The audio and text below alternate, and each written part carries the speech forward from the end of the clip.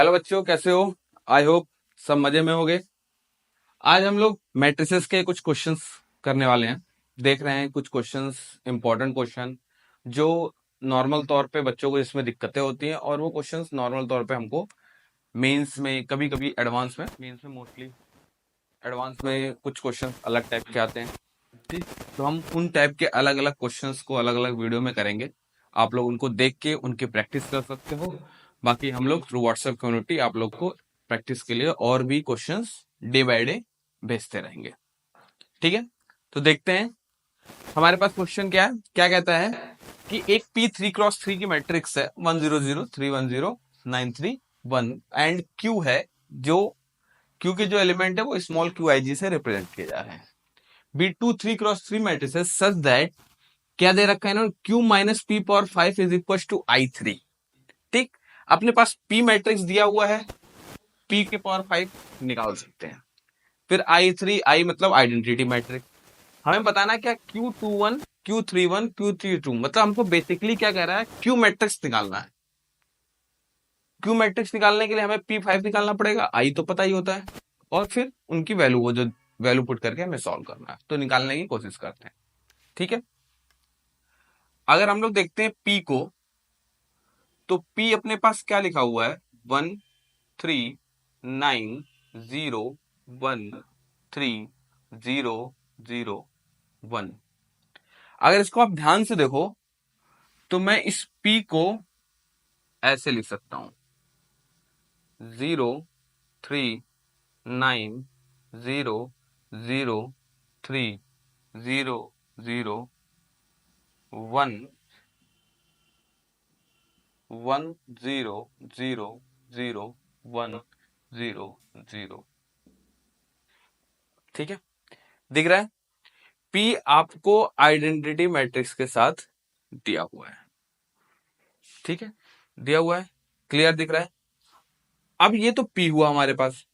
हमें क्या निकालना है, अगर इसको हम लोग मानते हैं, कोई मैट्रिक्स मान लेते हैं इसे, जैसे अगर हम लोग माने X मान लें, अगर मान लो, ठीक है, क्या मानते हैं हम लोग इसको, अगर X मान लेते हैं, तो अपने पास क्या हो सकता है,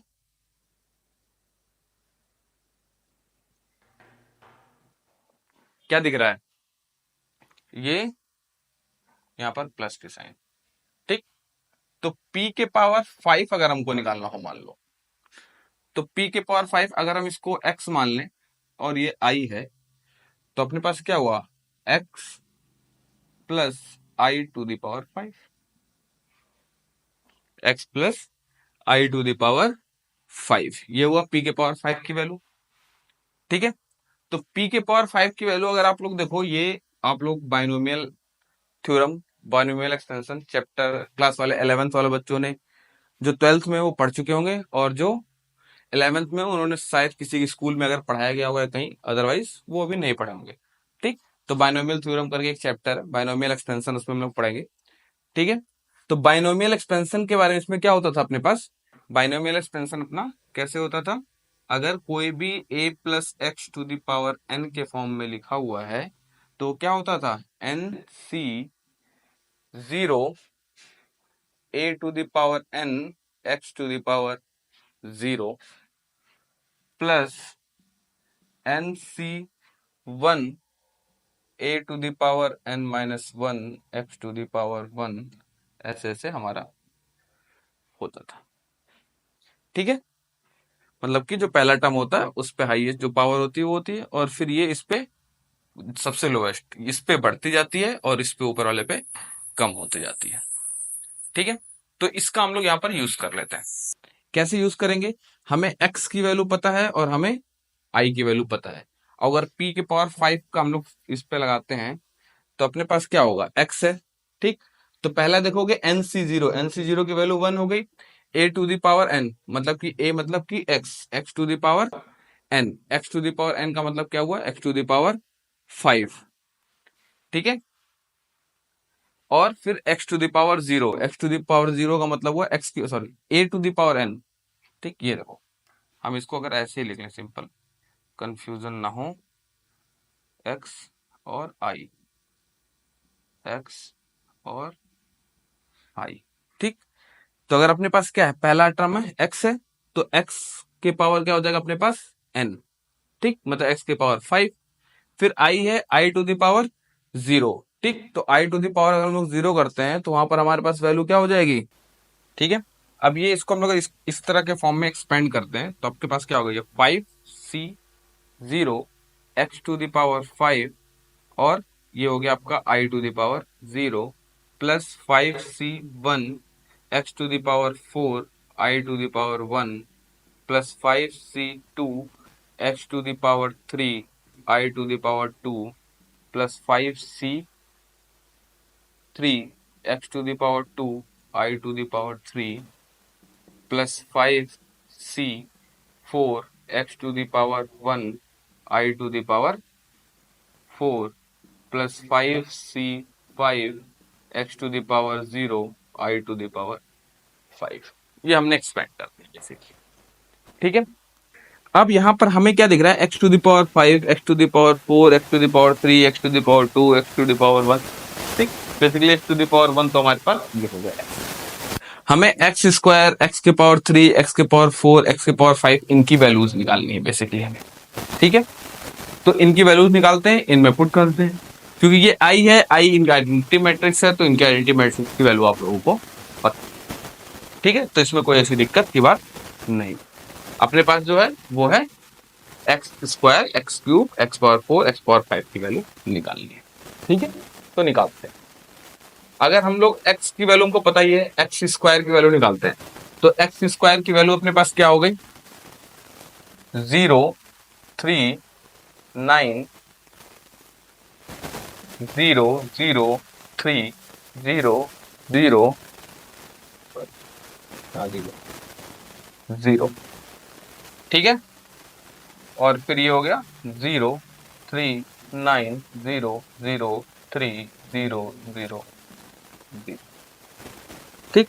इनकी वैल्यू अपने पास क्या हो गई, इसका मल्टीप्लाई इसमें करेंगे तो 0, इसका मल्टीप्लाई इसमें करेंगे तो भी 0, इसका मल्टीप्लाई इसमें करेंगे तो भी 0, इसका मल्टीप्लाई इसमें करेंगे तब भी 0, इसका मल्टीप्लाई इसमें करेंगे तब भी 0, इसका मल्टीप्लाई इसमें करेंगे तब भी 0, इसका मल्टीप्लाई करेंगे तो ये 9 0 0, 3 3 9, यहां पर आ जाएगा 9। फिर इसका मल्टीप्लाई इसमें करेंगे 0, इसका मल्टीप्लाई इसमें करेंगे 0, ये अपने पास एक्स स्क्वायर आ गया। फिर एक्स के पावर 3 निकालते हैं, एक्स के पावर 3 आपके पास क्या हो जाएगा, एक्स स्क्वायर इंटू एक्स, ठीक है। तो एक्स स्क्वायर की वैल्यू क्या है, 0 0 9 0 0 0 0 0 0 और 0 3 9 0 0 3 0 0 0, ठीक है। अब इनको मल्टीप्लाई करके देख लेते हैं।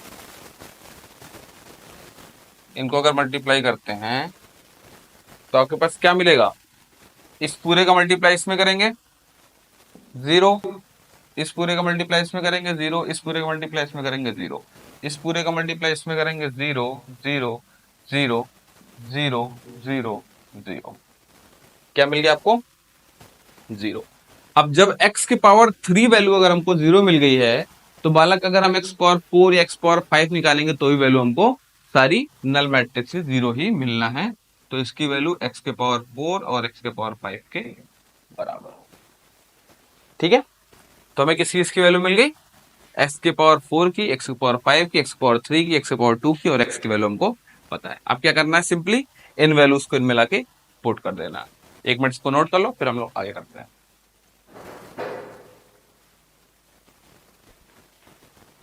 ठीक है, अब देखो इसको मैं वो कर दे रहा हूं,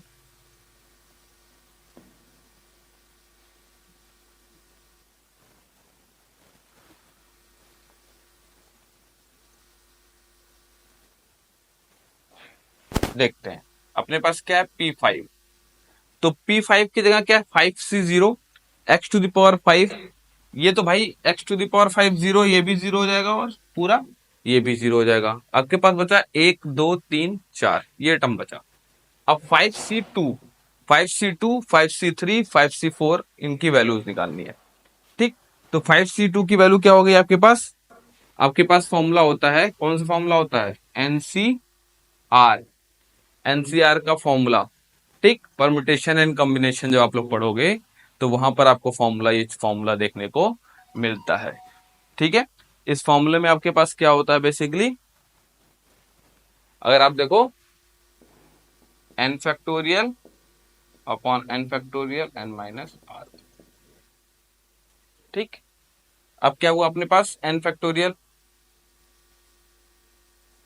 मतलब क्या है 5c2, 5n है तो 5 फैक्टोरियल। ठीक, मैं इधर ड्राफ्ट में कर देता हूं, 5c2 5 factorial upon, sorry, are. ठीक है, तो 2 फैक्टोरियल इंटू 5 - 2 3 फैक्टोरियल। ठीक, तो ये हो गया 5 फैक्टोरियल का मतलब कम होते जाता है उससे एक एक करके 2, और इसको मैं यहाँ जोड़ देता हूँ 3 factorial upon 2 into 1 into 3 factorial. तो इससे ये कट गया, 2 2 ज़ा 4, 5 2 ज़ा 10, कितनी वैल्यू आ गई? 10 आ गई। 5c2 की वैल्यू कितनी आ गई? 10। ठीक है, अब ये 10 आ गई, 10 इंटू एक्स के पावर 3, एक्स के पावर 3 कितना है अपने पास? 0,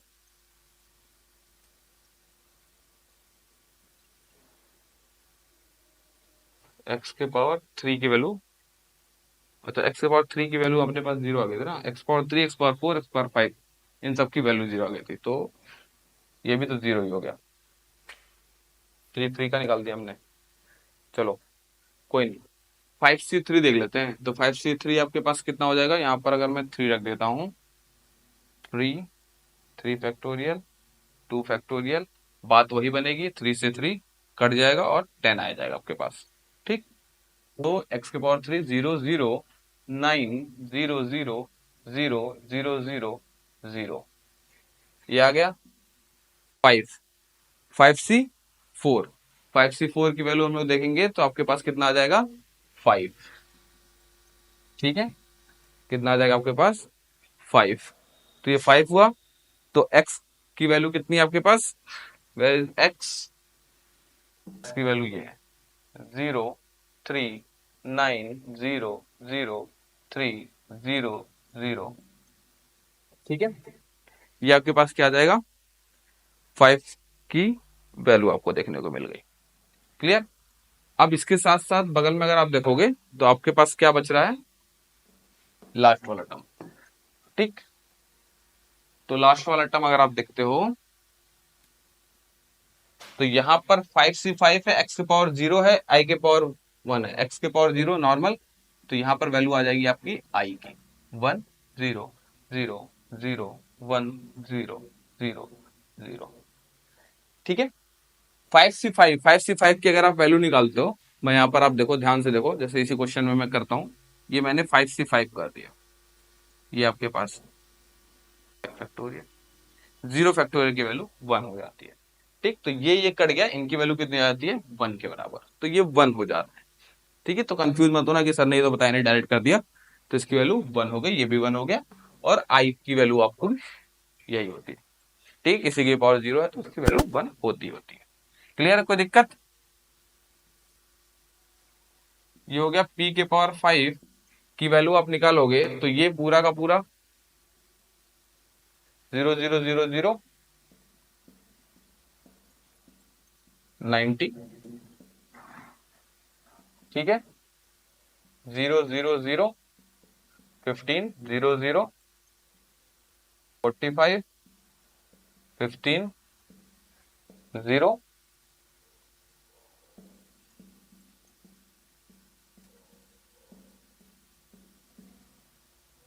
ठीक है, अभी p के पावर 5 की वैल्यू कितनी आ गई? ऊपर सब 0 है, 1 0 0, फिर यहाँ क्या है?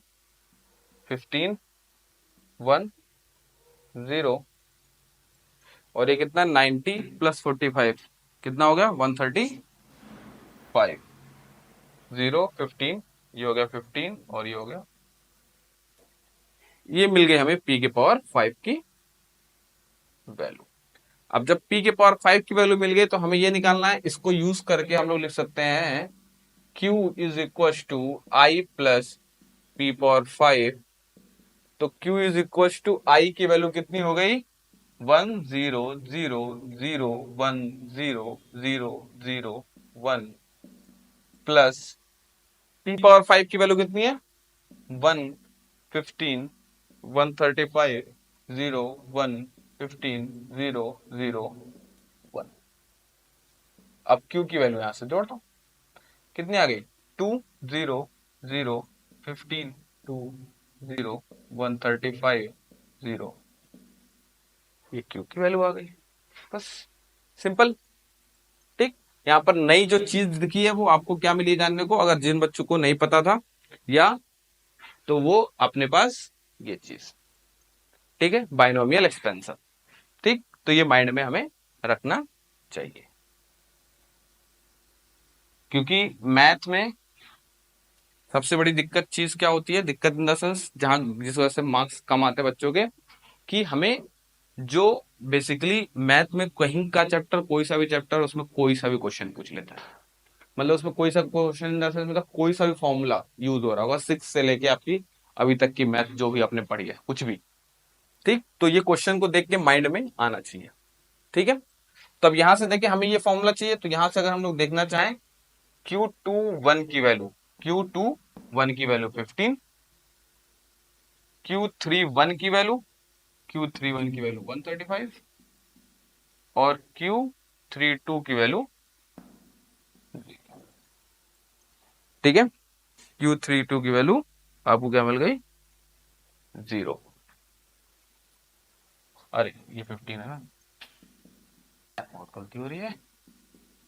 ठीक है, अब निकालना हमें क्या? Q21 plus Q31 upon Q32। Q21 की वैल्यू कितनी हो गई? 15 प्लस 135 अपॉन 15, ये कितना हो गया? 150 अपॉन 15, वैल्यू कितनी आ गई? 10। Answer is a. ठीक है, समझ में आया? हो गया। Pause the video and note it down.